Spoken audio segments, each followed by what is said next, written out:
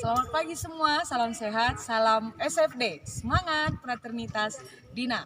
Kembali lagi bertemu dengan Ibu MG di mata pelajaran sosiologi. Nah, adapun topik kita pada kali ini adalah mengenai akomodasi. Ya, apa itu akomodasi, tujuan akomodasi, dan juga bentuk-bentuk akomodasi. Ibu harap kalian tetap menikmati pelajaran kita, jangan lupa mengerjakan tugas. Yang terpenting, jaga kesehatan dan tetap semangat. Terima kasih. Baiklah, langsung masuk pada tujuan pembelajaran. Adapun tujuan pembelajaran kita adalah setelah mengikuti kegiatan pembelajaran, siswa diharapkan dapat yang pertama, secara rajin dan giat serta bertanggung jawab, mampu mengikuti pembelajaran akomodasi dan bentuk-bentuk akomodasi sosial. Yang kedua, meningkatkan fraternitas melalui keadilan, mengutamakan saudara dan cinta kasih dalam menciptakan resolusi konflik. Nah, langsung saja anakku, pengertian akomodasi. Nah, akomodasi itu secara sederhana adalah resolusi konflik yang terjadi di masyarakat atau cara penyelesaian konflik yang terjadi di tengah-tengah masyarakat. Nah, ada 4 karakteristik akomodasi. Yang pertama, akomodasi adalah hasil alami dari konflik.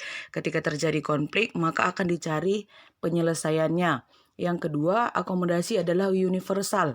Jadi akomodasi ini bersifat umum. Yang ketiga, akomodasi ini merupakan proses yang berkesinambungan. Karena ketika terjadi konflik, maka akan dicari penyelesaiannya. Yang keempat, akomodasi merupakan campuran dari cinta dan kebencian. Ya, itulah yang dapat memunculkan pertentangan tadi. Lalu berikutnya ada tujuan akomodasi. Yang pertama, menggunakan cara baru untuk mengatasi kesulitan yang diakibatkan konflik. Yang kedua, menyatukan perbedaan pendapat antar individu dan kelompok. Yang ketiga, mencegah hal-hal buruk karena adanya konflik. Lalu yang keempat, melebur kelompok sosial yang memiliki latar belakang berbeda tapi punya tujuan yang sama. Nah, inilah pengertian, ciri-ciri, dan juga tujuan dari akomodasi. Langsung saja kita masuk pada bentuk-bentuk akomodasi. Oke, yang pertama ada koersi.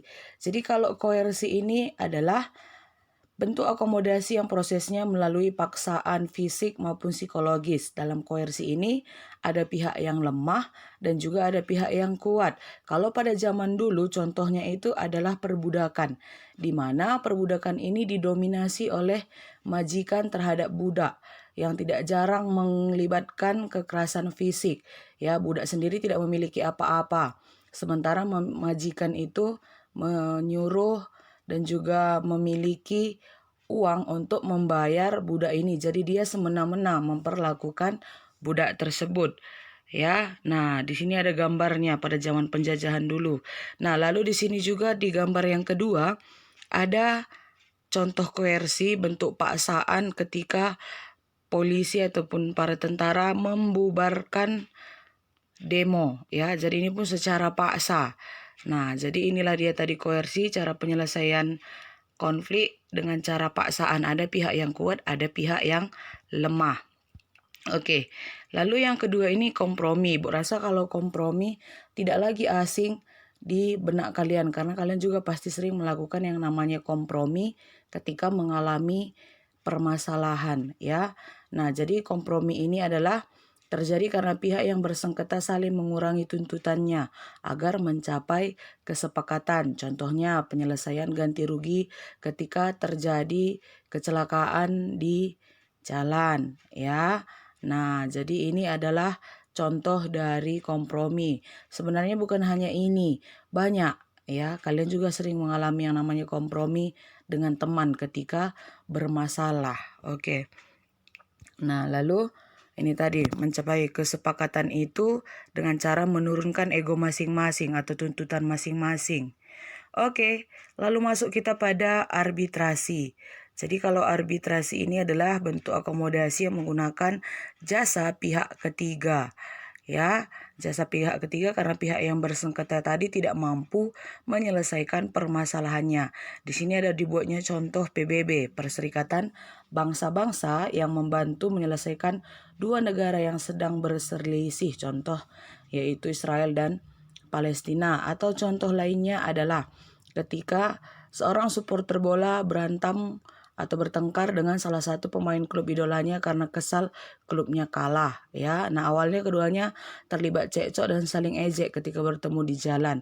Nah, jadi ketika masalah ini tidak dapat diselesaikan, manajemen klub mengambil sikap dan menuntut supaya keduanya saling bermaaf-maafan ataupun menyelesaikan masalah tersebut secara cepat, ya. Nah, nanti dia berbeda dengan mediasi. Sebenarnya ada kemiripan, hanya saja ada sedikit perbedaan.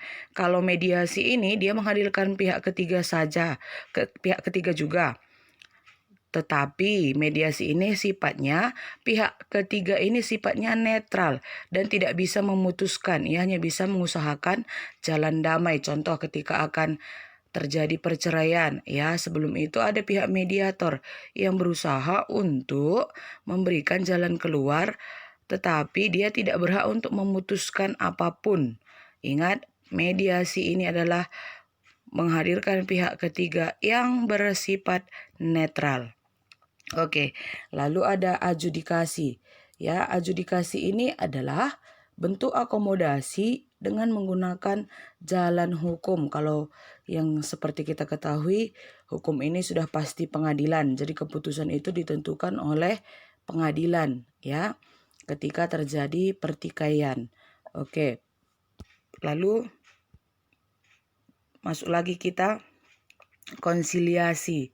Konsiliasi ini merupakan usaha untuk mempertemukan pihak-pihak yang berkonflik menggunakan perwakilan-perwakilan dari kedua pihak sehingga mereka dapat mencapai persetujuan bersama dengan kepala yang lebih tenang, ya. Nah, contohnya misalnya ketika terjadi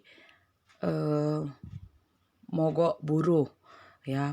Jadi ketika terjadi mogok buruh ataupun misalnya mereka menginginkan kenaikan gaji, lalu nanti perwakilan dari mereka lah yang akan bertemu dengan pihak perusahaan. Jadi itulah yang akan dilakukan untuk melakukan diskusi. Nah, apakah disepakati atau tidak? Nah, atau contoh misalnya di sini ini ada perwakilan negara-negara ketika terjadi sebuah permasalahan. Nah, lalu yang berikutnya lagi adalah stalemate. Stalemate ini adalah bentuk akomodasi yang terjadi antara pihak-pihak yang memiliki kedudukan ataupun kekuatan yang sama besarnya sehingga konflik akan berhenti dengan sendirinya. Nah, contohnya di Eropa, pertikaian antara blok barat dan blok timur. Mereka dengan sendirinya karena kekuatan mereka yang relatif seimbang. Konflik ini dapat mereda disebabkan akibat kejenuhan karena terlalu lama bersengketa. Nah, kalau di contoh ini ada Korea Utara, ya, dan juga sesama Korea. Nah, ini mereka memiliki kekuatan yang sama, lalu mereka memilih jalan tengah dan jalan damai karena mereka sama-sama kuat. Tanpa ada yang kalah dan juga tidak ada yang menang. Jadi semuanya seimbang. Oke. Lalu masuk kita pada segregasi. Segregation, ya. Kalau segregasi ini sendiri adalah upaya penyelesaian sengketa ataupun masalah dengan cara masing-masing pihak saling menghindari konflik agar tidak saling berkelanjutan. Ya, kalau misalnya eliminasi, kalau seperti yang kita ketahui, eliminasi ini adalah upaya penyelesaian masalah karena salah satu pihak bersedia mengalah, meminta maaf atau mengundurkan diri dari persaingan, tereliminasi dia, ya. Jadi ini adalah beberapa cara untuk menyelesaikan masalah.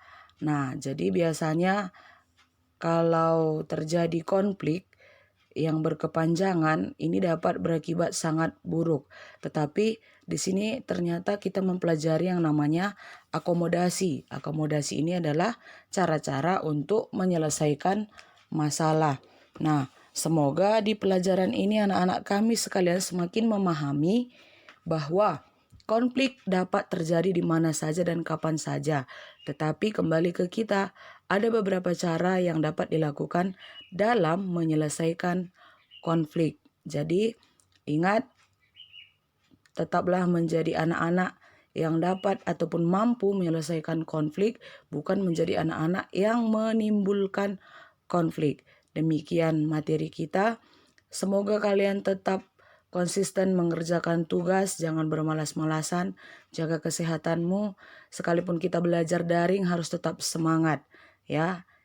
Demikian, terima kasih.